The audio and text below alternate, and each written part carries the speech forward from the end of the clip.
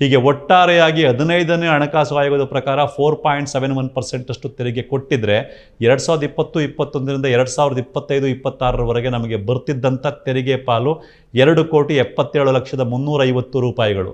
ಆದರೆ ಈಗ 15ನೇ ಹಣಕಾಸು ಆಯೋಗದ ಶಿಫಾರಸಿನಂತೆ 3.64% ಅಷ್ಟು ಹಣ ಕೊಡ್ತಾ ಇರೋದ್ರಿಂದ ನಮಗೆ ಬರ್ತಾ ಇರ್ತಕ್ಕಂಥ ತೆರಿಗೆ ಪಾಲಿನ ಹಣ 2,15,253 ಕೋಟಿ ರೂಪಾಯಿಗಳು ಮಾತ್ರ. ಇದರಿಂದಾಗಿ ನಮ್ಮ ರಾಜ್ಯಕ್ಕಾದ ಒಟ್ಟು ನಷ್ಟ 62,097 ಕೋಟಿ ರೂಪಾಯಿಗಳು.